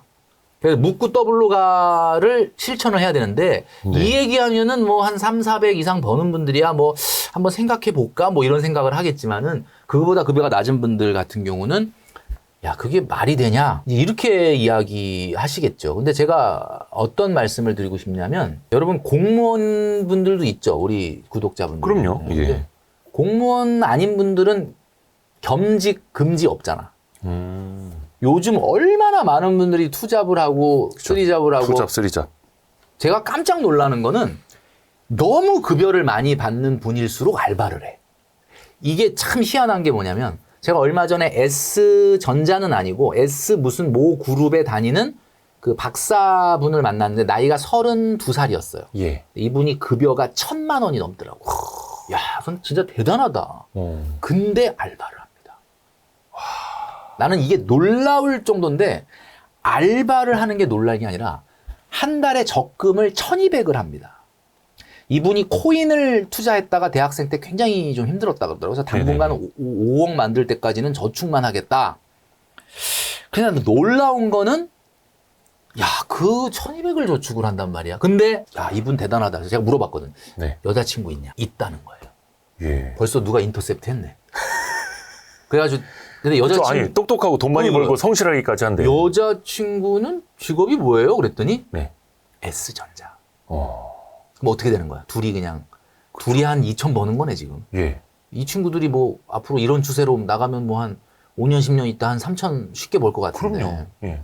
양극화가 여러분 사실은 어떤 면에서 생기느냐 하면 이게 우리 뭐 대부분은 사실은 급여가 어정쩡한 건 맞아요. 그러니까 뭐 이건 진짜 정말 특이한 케이스인 거고 급여가 이제 좀 약간 애매한 급여 때 있잖아. 사회초년생 때는 당연히 급여가 작으니까 네. 오히려 그런 분들이 너무 잘 지내. 내가 만나보면 월급이 300이다. 그러면 너무 잘 지내. 편안하게. 저한테 뭐라고 그러는지 아세요? 멘토님, 제가 뭐 집을 살 것도 아니고 뭐 특별히 뭐 미래에 뭐 특별한 계획을 세울 것도 아니고 저는 솔직한 얘기로 이 급여가 혼자 쓰기는 괜찮은 것 같습니다. 이렇게 얘기해요. 아, 이게 뭔가 어떤 느낌인지 아시죠? 아, 어려움에 잘 적응했구나. 어려움에 잘 적응했다. 어려움에 잘 적응한 사람이 두 글자로 노인이라는 거, 노인. 그러니까 우리가 노인을 뭐라고 부르냐면 나이가 많아서 노인이 아니라 이제 70년, 80년 살아오면서 세파에 너무 힘든 이제는 그냥 그 상황에 적응. 그게 노인이에요. 그 상황에 그냥 순응해 버리는. 그렇죠, 순응. 청년이라는 건 뭐예요? 나 지금 이 상황이 어렵다는 건 알지만 나 어떻게든 내가 1년 후, 5년 후, 10년 후에 나를 좀 상황을 바꾸겠다. 장애물이 앞에 딱 등장을 했는데 가서 한번 부딪혀 보겠다. 내가 뭐 넘지는 못하지만 걔가 깨지는지 내가 깨지는지 물론 뭐 내가 몸이 상할 수는 있겠지만 뭐 이런 게 좀 청년이 아닌가 라는 생각이 드는데 이미 마음이 노인네야. 이거는 아니죠. 그래서 여러분 제가 그 자전거 탈 때 여러분들 페달이 이렇게 막 돌아갈 때 빡빡하고 막 허벅지에 막 근육이 막 그쵸, 짱짱한 당겨지고 느낌. 막 짱짱한 느낌이 있고 막 이럴 때 여러분들 막 힘들지만 페달을 돌리면 여러분들은 좀 굉장히 정상인데 네. 좀 어떤 때는 이 페달을 안 밟는데도 막 자전거가 막 잘 나갈 때가 있거든. 네. 오, 괜찮다. 그거 내리막길 가고 있는 거예요. 그렇죠. 뒷발은 불거나. 그러니까 여러분 지금 사실은 이 청년 시기는 뭐 옛날에 뭐 아프니까 청춘이다 얘기했다 뭐 욕 바가지로 먹었지만 예. 옛날에 근데 그 말이 사실은 여러분 어느 정도는 맞는 말이에요. 여러분들이 그게 조금 필요해요. 그러니까 자꾸 어려움에 자꾸 너무 순응하고 적응을 할 생각을 하지 말고 이거를 뛰어넘어서 행복의 상태로 나아가라. 그 행복한 상태는 여러분들이 머릿속에 그리고 있는 어떤 조건이 있을 거 아닙니까? 네. 최소한 그 조건에 매일매일 가까워지는 노력이 돼야 되는데 그래서 이제 10가지 아까 좀 전에 말씀드렸던 이걸 안 하면 이제 비로소 묻고 더블로 가를 한번 그래도 상상이라도 한번 해볼 수 있는 상태가 되는 거고 네. 2천만 원 정도를 모으는 정도의 속도가 나잖아요. 그러면 딱 5년 후에 1억이 모이는 거야. 그렇죠. 여러분 5년 전을 생각해 보세요. 지금 우리 청년 세대분 5년 전 생각해 5년 금방 갑니다. 엊그제 월드컵 한 것 같은데 좀 있으면 지금 월드컵 31개월밖에 안 남았어 지금. 그죠? 엊그제 월드컵 본 것 같잖아. 네네네. 지금 30개월밖에 안 남았다니까 월드컵이. 그러니까 여러분 그런 세월은 그렇게 지나가는 거예요. 그러니까 내가 오늘 제가 지금 말씀드렸잖아요. 이렇게 묻고 더블로 가라고 하고 나면 갑자기 이 쫑다리하고 이 허벅지에 근육이 팍팍해지면서 삶이 와 이거 힘든데 그 힘든 거를 느끼는 게 삶이에요. 자, 그렇게 해서 한 5년 후 딱 지나가면 딱 1억이 생겨요, 여러분들이. 그 1억이라는 거를 여러분들이 한번 손에 만져본 적 있습니까? 아, 여러분 대출 받아서 통장에 들어온 1억 말고 여러분들이 직접 내 힘으로 만든 1억을 손에 쥐어본 적이 있느냐? 그러면 그 1억은 느낌이 달라요. 그리고 제가 아까 얘기했잖아요. 워킹 클래스에서 미들 클래스로 가는 첫 번째 사다리가 뭐냐? 그게 일단 자본 1억을 만들어야 깨달을 수가 있거든. 자본 1억. 네. 많은 분들이 또 이렇게 얘기하면 또 뭐 댓글에 또 달려. 그럼 1억 만든 다음에 어떻게 해야 되냐? 그쵸, 그쵸. 근데 1억 만든 다음에 어떻게 해야 되냐를 물어보는 사람의 90% 이상이 1억을 안 만든 사람. 응? 1억을 만든 사람은 안 물어봐. 왜냐하면 자기가 1억 만들면서 깨달았거든. 아, 이걸 뭘 해야 되겠다. 이건데 1억을 안 만든 사람, 그럼 1억 만든 다음에 어떻게 할 건데? 이렇게 물어보는 거고요. 여러분 제발 1억을 만들고 물어보세요. 근데 1억을 만들고 물어보세요로 돌려보내잖아. 그분이 1억 만들면 안 와. 뭐 나한테 안 물어봐도 뭘 해야 될지를 너무나 잘 알게 되는 거죠. 그래서 저는 항상 하는 얘기가 저축하는 사람은 성장을 한다. 그러나 소비하는 사람은 성장하지 않습니다. 현재를 살고 있는 거죠. 계속. 예. 그래서 저는 이제 올해 50이 훨씬 넘었지만은 아직 유럽 여행 한 번도 가본 적이 없거든요. 심지어는 저희 큰 누님, 친누님이 독일에 사신 지가 30년 넘었는데도 아직 유럽을 가본 적이 없는데 제가 이런 생각이 들거든요. 나는 언젠가는 에펠타워 앞에서 나도 사진 찍고 네. 뭐 이렇게 멋진 보니까 사진에 보니까 멋있대. 라이트 켜고 뭐 이렇게 세느강 뭐 하고는 싶어요. 근데 뭐 나도 근데 내가 지금 이 시간을 10시간 비행기를 타고 내 돈을 태워서 거기 가서 막 하고 즐겁게 저는 그게 내 지금 행복하고 무슨 관계? 난 별로 그거 안 행복할 것 같고. 그러니까 내가 말한 행복은 연기된 거라고 여러분 생각할지 모르지만 그거는 연기된 게 아니에요. 왜 그러냐면 잘 보세요. 여러분들이 뭔가를 할 수 있다고 그걸 당장 하는 거와 그걸 가능성으로 남겨두는 건 굉장히 차원이 다른데 머니 트레이너로서 돈에 대한 철학을 말씀드리자면 돈은 두 가지의 형태로 보관을 할 수가 있습니다. 네. 여러분 어떤 형태로 보관하고 있습니다. 돈은 두 가지의 형태로 보관할 수 있거든요. 첫 번째는 가능의 상태로 보관할 수가 있어요. 가능. 네. 가능의 상태가 뭐냐?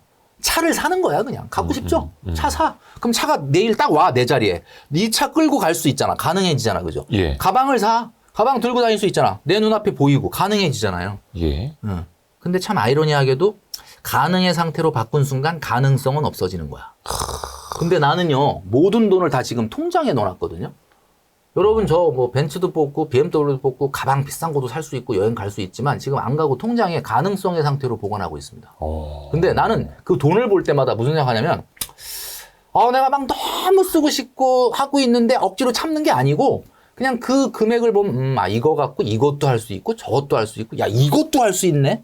근데 나는 일단 아직 안 하고 있는 거야. 네네네. 이게 가능성의 상태거든요. 네. 여러분들이 돈을 한 1억 정도 모아보세요. 그 1억으로 할 수 있는 종류가 1,000만 원으로 할 수 있는 종류보다 한 10배 이상 늘어나거든. 네. 그게 가능성이에요. 가능성의 상태로 보관을 해야 행복의 상태에 가까워집니다. 그러니까 무슨 의미인지 아시겠죠? 알겠어요. 그러니까 우리가 이런 거잖아요. 그 성시경 씨가 하는 그 유튜브 제가 잘 보는데 먹을 텐데. 네. 그냥 뭐 가서 국밥도 먹고 막 그러잖아. 그러다가 어느 날 막 엄청 비싼 스시집에 간 거야. 예. 다 그 스시 막 한 점에 막 어마어마하게 비싼 스시를 딱 먹는데 성시경 씨가 뭐라고 하냐면 먹으면서 맛이 너무 맛있다. 이런 얘기를 하면서 중간중간에 무슨 얘기를 하냐. 근데 저는 이런 분위기가 너무 좋아요. 이게 무슨 의미냐. 그 스시가 맛있어서 행복한 게 아니고 내가 지금 그 스시를 먹을 수 있는 정도의 상황이 나를 기쁘게 한다. 나 열심히 살아왔다. 그렇죠. 행복은 말입니다. 여러분 그 스시가 맛있어봐 뭐 얼마나 맛있겠어. 1시간 뒤면 잊어버려요. 그죠. 뭐 조선 팰리스 호텔에 가서 무슨 무슨 엄청난 스테이크 뭐 얼마나 그게 뭐 입에서 막 혀에 들어가면 막 혀가 막 놀래 막 혀가 막 여러분 뭐 아무리 먹방 유튜버가 그 맛있는 걸 설명을 해도요. 네. 그 우리 요즘 여행 프로그램 많이 보지 않습니까? 예. 막 가보면 연예인들이 막 해외 가가지고 막 어디 앞에서 사진 찍고 막 먹으면서 막 너무 맛있어 막 이러잖아. 그거 네. 보면서 우리도 야 진짜 맛있겠다. 그분들이 그렇게 행복한 이유가 뭔지 압니까? 그분들이 그렇게 행복한 이유는 지 돈으로 안 가서 그래. 그러니까 지 돈으로 안 가, 난 나 같아도 행복할 것 같은데? 내 돈으로 안 가서 거기서 여행 가고 맛있는 거 먹는데 거기다가 심지어 돈까지 주네? 네. 출연료도 출연료도 받고. 아니 안 행복할 수가 없지. 그럼요. 그러니까 여러분 그거는요. 그런 상태가 야 내가 이 정도를 누릴 수 있는 자격이 있는 상태야. 왜 우리가 차를 탈 때 승차감보다 하차감을 중요하게 생각합니까? 네. 승차감보다 하차감이 중요한 이유는 뭐야? 딱 내려서 차문을 딱 닫고 이렇게 걸어오다가 한 10m쯤 뒤에서 딱 내 차를 바라봤을 때 어? 뿅뿅 하면서. 뾱뾱 할 때 내가 이런 차를 탈 수 있는 사람이구나. 차가 막 손 흔들어 주잖아요. 어. 네. 주인님 잘 다녀오세요. 그 상태가 됐을 때 만족을 느끼는 거거든요. 네. 그러니까는 요즘 그 차 얘기 나와서 그러는데 제가 아까 좀 전에도 차 얘기했지만 네.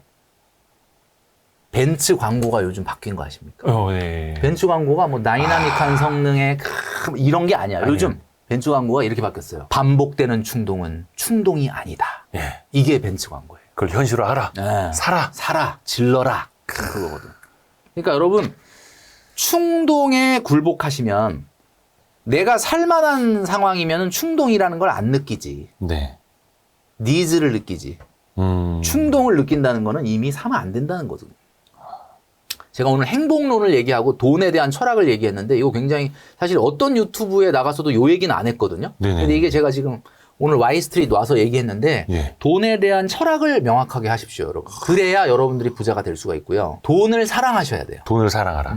어떻게 우리 그 대표님 돈을 사랑하세요? 어떠세요? 엄청 돈이- 사랑하죠? 엄청 사랑해요. 저 돈 좋아해요. 저 좋아하죠. 아, 그럼요. 근데 얘기합니다. 많은 분들은 돈을 사랑하나 내한테 물어보면 난 너무 돈을 사랑해. 근데 돈을 사랑한다는 뜻은 사랑한다라는 말이 국어 사전에 무슨 뜻인지를 안 찾아봐서 그래.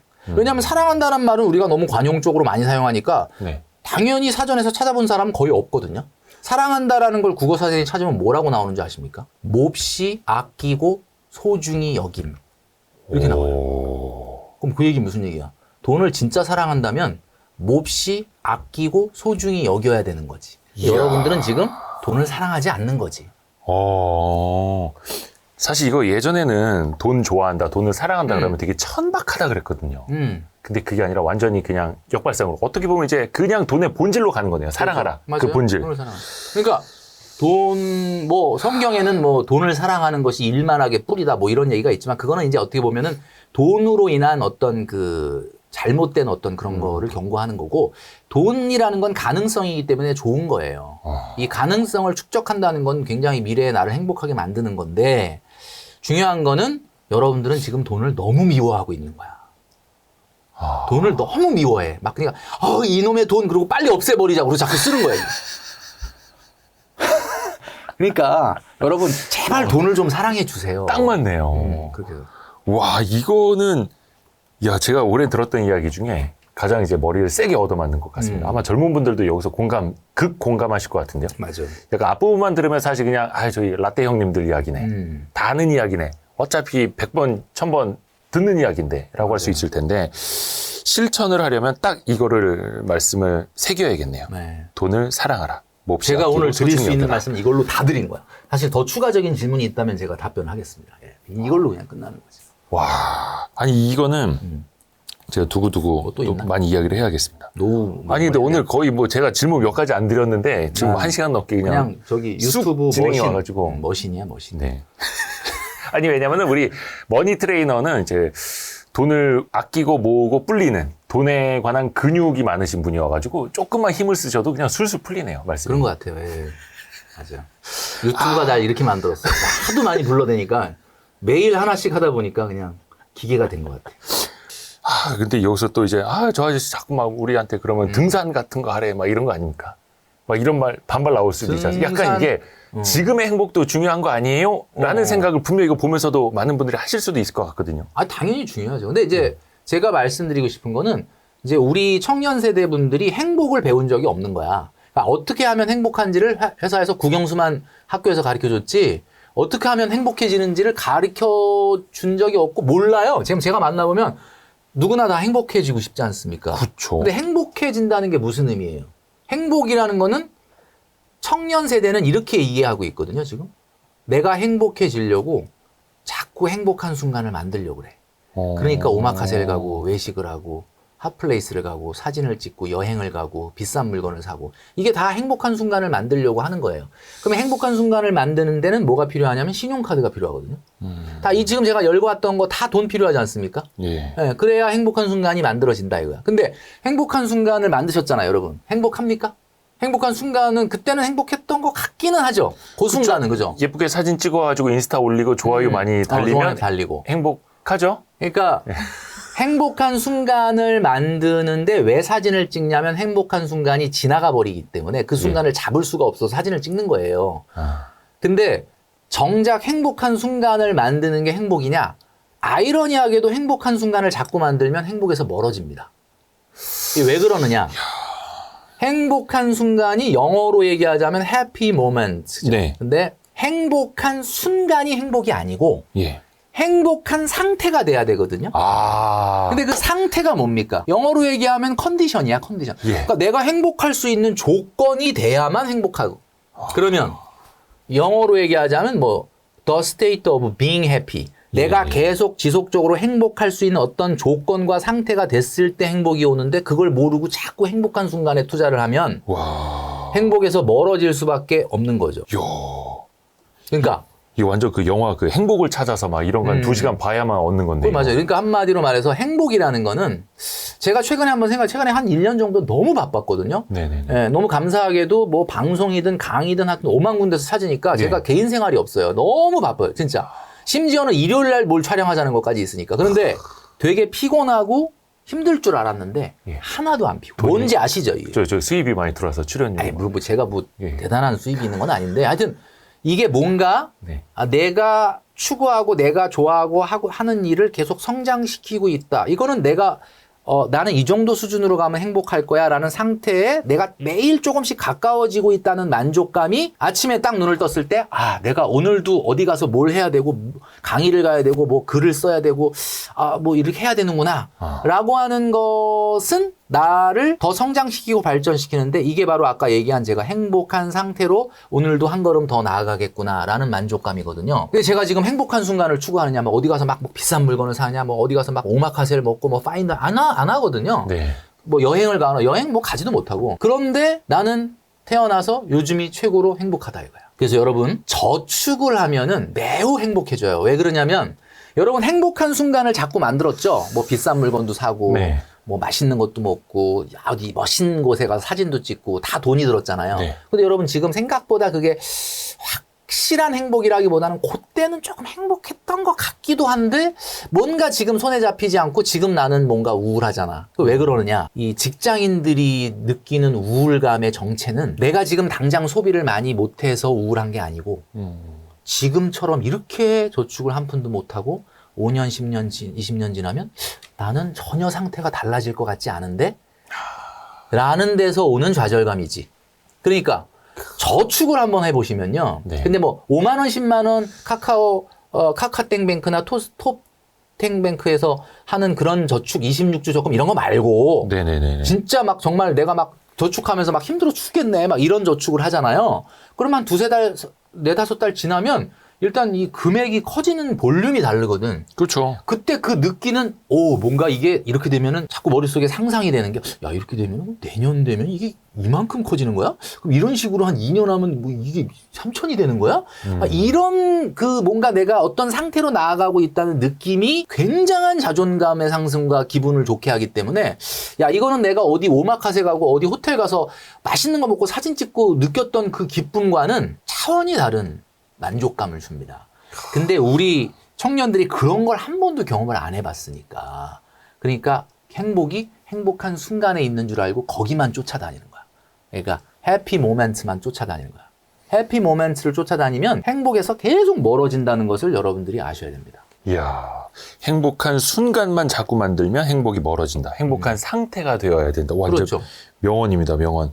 이게 사실 그런 친구들도 있어요. 그 일찍 깨달아가지고 정말로 맞아요. 친구들 돈 쓰고 소비하고 있을 때 그거 아껴서 몇 년 만에 작은 원룸이라도 산 거예요. 맞아요. 그래서 다른 친구들이 원룸 월세를 내고 있을 때 이 친구는 원룸 월세를 받아. 그렇지. 근데 그게 정말 그 매월로 따지면 몇십만 원 안 되는데 이게 일종의 또 자산도 되고 남들은 나가는 만큼 난 들어오고 맞아요.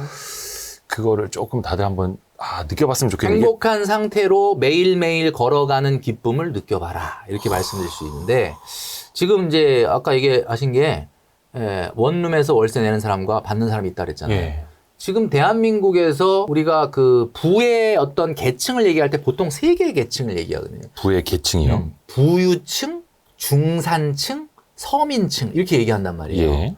또 우리 직장인들, 청년들은 당연히 다 서민층이라고 본인들 당연히 이제 생각을 하죠. 네. 부유층이라는 거를 우리가 대한민국에서 아마 뉴스에서도 가장 많이 다뤘던 게 뭐 얼마 있어야 부자냐, 네네네. 뭐 이런 거 많이 다뤘잖아요. 그렇죠. 근데- 금융사에서 뭐 부의 리포트, 그렇지, 부자 뭐 리포트, 리포트, 나오고. 뭐 네. KB 뭐 거기서 나오고. 근데 저는 이렇게 생각해요. 이게 부유층을 아퍼 클래스라고 하잖아요. 그러니까 그냥 위에 있으면은 부유층인데 네. 중산층은 그냥 말 그대로 미들 네. 클래스고.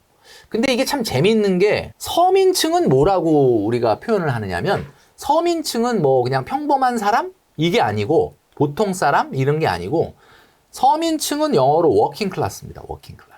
계속 노동을 해야만 하는 그렇죠. 사람들. 그러니까 워킹 클래스라는 건 무슨 얘기냐면 월급을 많이 받든 적게 받든 근로소득만 있는 사람은 그냥 워킹 클래스니까 서민일 수밖에 없는 거예요. 네. 그럼 우리 청년들의 다음 목표는 중산층인데 그럼 중산층이 뭐냐? 아까 지금 좀 전에 얘기하셨던 거. 예. 내가 근로소득도 있지만 나는 원룸에서 월세를 받아. 그게 무슨 얘기냐면 근로소득 플러스 자본소득이 있는 사람. 예. 이게 미들 클래스거든요. 그러면 부유층인 아퍼 클래스는 뭐냐? 오로지 자본소득만 있는. 이 사람은 워킹을 안 해요. 그러니까 여러분들이 만약에 좋은 직장을 다녀서 급여를 많이 받아도요. 여러분들이 오로지 근로소득만 있잖아. 그냥 서민층인 거예요. 그러면 서민층의 첫 번째 목표는 뭐야? 내가 사다리를 놓고 중산층으로 올라가야 되는데 중산층으로 올라가려면 일단은 자본, 시드머니가 있어야 된다. 그 시드머니가 여러분들을 워킹 클래스에서 미들 클래스로 올려주는 유일한 사다리인데 그 사다리가 시드머니에서 시작되는 거고 그 시드머니를 하기 위해서 오늘 제가 잘못된 소비 10가지를 얘기하고 있는 거예요. 혹시 그러면 네. 그것만 좀 하나 더 여쭤볼게요. 네. 그럼 아까 어떤 청년이 그러면 1억 모으면 뭐 해야 되는데요? 라고 하는 거 있잖아요. 그러면 그 다음 단계에 대한 약간의 플랜을 조금만 보여주세요. 어느 정도의 시드머니를 모았다. 물론 이 시드머니에 대한 정의도 좀 다를 텐데. 시드머니는 제가 이제 아까 1억이라고 얘기했잖아요. 네. 1억이라는 금액이 왜 중요하냐면 뭐 1억이면 모든 게 해결된다는 건 아닌데 1억이라고 하는 것이 일종의 항공기가 비행을 하기 위한 이상적인 최소한의 고도. 1만 미터, 1만 미터. 네네네. 1만 미터 올라가야지 비행을 할 수가 있거든요. 네네네. 그게 딱 1억이야. 근데 사실은 자본소득을 우리가 만들기 위해서 시드머니를 만드는 건데 자본소득이라는 건 저는 이렇게 정의를 하고 싶어요. 자본소득만으로 생활한다? 그러면 부유층이지. 네. 아직은 우리가 그 단계까지는 안 되는 거잖아요. 우리 대부분의 분들이. 네. 그러면 자본소득도 근로소득도 있지만 자본소득도 있는 상태가 되려면 자본소득은 어느 정도 나도 뭐 예금 한 3천만 원 넣었는데 거기서 이자 나오는데 그거 자본소득 아니냐. 근데 그렇긴 한데 자본소득이 되려면 이 내가 일하지 않고도 1인 가구 최저 생계비 정도는 나와야 돼. 1인 가구 최저 생계비라는 게 지금 한 달에 124만 7천 원 정도 되거든요. 그쵸. 예. 그러니까는 1년으로 하면은 한 1,500 정도 되니까 예. 1,500만 원 정도가 내가 일을 안 해도 그냥 1,500만 원 정도는 나는 나온다. 그러면은 1,500만 원이라고 한번 가정을 해봤을 때 네. 1,500만 원이 지금 뭐 금리 한 3.5% 정도로 하면은 예금으로 한다면은 한 4억 2,800 정도가 있어야 1년에 이자로 최저 생계비 정도가 나오는 수준이고. 예. 그 다음에 이제 아파트가 있다면 갭이 4억 2천은 돼야 되겠죠? 예. 갭이. 그러니까 예를 들면 내가 전세를 사는 돈은 어차피 전세를 다른 아파트를 딴 데 가서 살아도 그 정도 전세금은 내야 되니까 그 전세금의 갭이 그러니까 내가 소유하고 있는 아파트가 한 4억 정도 이상의 갭이 있는 아파트를 소유하고 있다면 당장 돈은 안 나오지만 그래도 자본소득이 최소한 예금 이자율과 비슷하게 상승한다라고 봤을 때는 미래에 그 정도 우리가 자본소득이 있는 거니까. 그러니까 그 단계를 가기 위해서는 일단은 첫 번째 허들은 1억을 넘어야 된다는 거고. 네. 1억을 넘어서 그럼 당장 1억 갖고 뭐 해야 됩니까? 라고 물어보신다면은 많아요. 일단 결혼을 할 수가 있어요. 그러니까 무슨 얘기냐면 1억을 안 모은 사람이 너무 마음에 드는 결혼하고 싶은 배우자가 있는데 네. 결혼 됩니까? 내가 1억도 안 모았는데 그 사람한테 프로포즈하고 우리 결혼하자. 안 돼요. 어디서 살 건데? 뭐 어떻게 할 건데 네. 내가 1억 모았으면은 상대 배우자가 대신 한 5억 모았으면 되지 않냐. 그 5억 모은 사람이 나랑 왜 결혼을 해. 그쵸. 예, 그러니까 내가 1억 모았다는 거는 상대방도 1억이야. 그러면은 최소한 1억 정도 모았을 때 결혼이라는 그림을 그릴 수가 있어요. 네. 두 번째, 청약. 뭐 계약금은 최소 밀어 넣어야지 내가 뭐 나중에 3년 다 짓고 나서 뭐 그쵸. 어떻게 잔금 대출 받아 해결한다고 그래도 전세를 준다 그래도 계약금 낼 수 있어야 되니까 청약도 가능. 그다음에 좀 최근에는 뭐 투잡, 쓰리잡, 뭐 사업하겠다는 분들 많은데 직장 생활을 하면서 사업을 하려 그래도 뭐 최소한 1억은 뭐 쓰드머니가 있어야 뭔가 이렇게 뭘 좀 그림을 그릴 수가 있거든요. 그렇죠. 뭐 창업할 때도 그쵸. 뭐 소규모 창업. 소규모 창업도. 예, 예. 그 다음에 이제 예를 들면은 주식 투자를 하겠다라고 해도 주식 투자는 1억 없어도 뭐 진짜 한 100만 원만 있어도 할 수 있지 않느냐? 할 수는 있죠. 할 수 있죠. 근데 여러분 그러니까 실패하는 거거든요. 우리가 전략적 자산 배분이라는 분산 투자라는 것은 결국 A부터 Z까지 다 산다 그래서 분산 투자가 되는 건 아니거든요. 여러분들 잘 아시겠지만은 우리 와이스트리트 뭐 주식도 많이 다루니까 잘 네. 아시겠지만은 사실은 주식 시장에서 전략적 자산 배분이라는 거는 뭐 안전한 주식, ETF, 뭐 인덱스 펀드 이런 게 아니거든요. 주식은 안전한 주식이라는 게 없어요. 그러니까 한마디로 A부터 종목, Z까지 종목을 다 산다고 분산 투자가 되는 게 아니라 최소한 1억 정도 모은 다음에 그 중에 일부를 주식에 넣었을 때 분산 투자가 되는 거지. 그러니까는 1억 정도는 모은 상태에서 주식, 예를 들면 우리 동기들은 다 그냥 6년, 7년 지나서 한 1억 모았는데 나는 돈 다 쓰고 못 모아갖고 지금 한 2천밖에 없다. 그럼 동기들은 1억에서 2천 꺼내서 주식 투자하는 거와 나는 지금 모은 전 재산이 2천인데 이걸로 주식을 하겠다 그러면 이 사람은 하이 리스크. 무조건 뭔가 투기적 성향이 강해질 수밖에 없고 이 사람은 급해지죠. 급해지는 거지. 그러니까 이렇게 되면은 한마디로 말해서 실패할 확률이 좀 커지는 거다. 그러니까 자 보세요. 지금 제가 그냥 슥 얘기했는데도 많거든요. 이게. 그러니까 이 1억까지는 일단 여러분들이 모으고 나서 그리고 생각해도 늦지 않는다. 이렇게 말씀드리고 싶은 거죠. 근데 사실 1억으로 할 수 있는 일이 굉장히 많네요. 저는 약간 조금 의외였던 게 결혼. 근데 사실 저도 결혼을 좀 후배들한테 일찍 하라고 권하는 편이거든요. 그렇죠. 제가 28에 했고 결혼하기 전에 돈을 모으는 것과 결혼하고 나서 돈을 모으는 게 사실은 좀 속도가 달라질 수 있잖아요. 그러니까 자본소득이라는 거는 내가 근로소득이 없어도 돈이 나오는 시스템이잖아요. 예. 결혼이 그거잖아. 왜냐면 내가 요즘 뭐 외벌이는 없으니까 결혼한다 그러면 배우자도 벌고 나도 벌어. 근데 내가 요즘 너무 힘들어. 번아웃 됐어. 여보, 나 1년만 안식년. 해라. 안식년 하는 동안 뭐 남편이 돈 벌어오잖아. 그게 자본소득이지 뭐. 내가 근로소득을 잠깐 쉬었는데도 우리 집에 돈이 들어오잖아. 그러니까 결혼이라고 하는 제도가 사실은 저는 이렇게 보거든요. 경제적 동맹이다. 이렇게 봐. 저는 이렇게 봐요. 사실 결혼도 이제 우리가 혼인서약할 때 하니까 계약 관계로 성립이 되는 거예요. 계약이죠. 네. 예, 경제적 동맹이죠. 미국과 우리나라가 동맹 관계인데 네. 미국이 우리를 애정하느냐? 그거는 아니거든요. 그러니까 뭐 애정할 수도 있겠지만 뭐 아니라고 봐. 나도 뭐 우리나라도 뭐 미국을 애정하는 건 아니지. 그러니까 어떤 필요에 의해서 동맹 관계가 있는 것처럼 뭐 당연히 결혼은 애정이 바탕이 돼야 되겠지만은 그 안에는 좀 전에 얘기했던 것처럼 계약관계와 같은 경제적인 공동체. 이 험한 세상 1인 가구로 어떻게 살아갑니까? 네. 여러분 아시겠지만 지금 너무 결혼도 안 하고 애를 안 낳으니까 문제인데 뭐 애 안 낳는 것까지 제가 뭐라고 말은 못 하겠는데 결혼을 하십시오. 왜냐하면 1인 가구 우리나라에서 제일 부자가 4인 가구예요. 제일 부자가 4인 소득이 제일 가구요? 높은 게 4인 가구. 오. 그 다음이 3인 가구. 그 다음이 2인 가구. 가장 가난한 게 1인 가구야. 뭐 그럴 수밖에 없지 뭐. 그러면 4인 가구가 제일 소득이 높다는 거는 빨리 그러면 4인 가구가 돼야 소득이 높아지는구나가 아니라 네. 소득이 높으니까 4인 가구가 된 거지. 그렇긴 한데 여러분 분명히 2인 가구가 25평짜리 아파트 사는 거하고 1인 가구가 25평 아파트 사는 거는 다르죠. 그렇죠. 1인 12.5평은 없잖아. 예. 그러니까 이게 시작부터가 다른 거야. 그러니까 여러분 뭐 1인 가구가 되면 안 된다는 뜻은 아니고요. 네. 오해하시면 안 되고 2인 가구를 지향했으나 그냥 뭐 1인 가구가 됐다. 이런 건 상관없는데 20대 초반부터 나는 목표가 1인 가구야. 뭐 이건 좀 자본주의 시장 경제에서는 사실 나는 제일 어떻게든 컨디션이 안 좋아질 거야. 뭐 이런 결심하고 똑같은 거라 좀 그거는 그렇게까지 할 필요는 없다. 그러니까 자연스럽게 그냥 뭐 1인 가구가 됐는데 1인 가구가 편하다. 이건 상관없는데 목표를 1인 가구로 두는 것은 아니지 않느냐. 저는 이렇게 말씀드릴 수 있어요. 요즘은 뭐 비혼주의자들도 많고 하기는 한데 사실 그거 자체로 목표를 하는 건 아니고 또 비혼주의가 되면은 본인이 그걸 마음속으로 선언하는 순간 소비가 많아지죠. 돈을 상대적으로 또 못 모으게 되죠. 맞아요. 손해나는 게 너무 많아. 물론 본인의 판단이긴 하는데, 뭐, 라떼라고 생각하실 수도 있지만, 결혼을 아예 배제하는 것보다는, 뭐, 난 죽어도 결혼할 거야까지는 아니래도, 결혼을 좀 이렇게 마음을 열고 보셨다가, 뭐, 그렇다고 요즘 뭐 아무하고 또 결혼할 수는 없는 거니까. 그럼요. 그러니까 그거는 본인의 선택의 문제다. 1억으로 할 수 있는 일이 생각보다 많다. 그리고 1억 모으면은 뭐 할 수 있는데요? 라고 물어보는 사람들은 대부분 1억을 안 모은 사람들이다.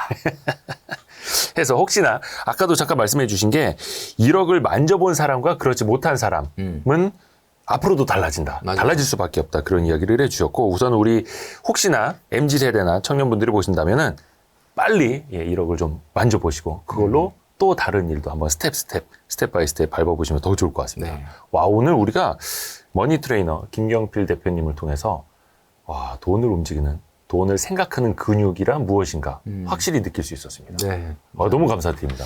네, 감사합니다. 고맙습니다. 감사합니다. 네.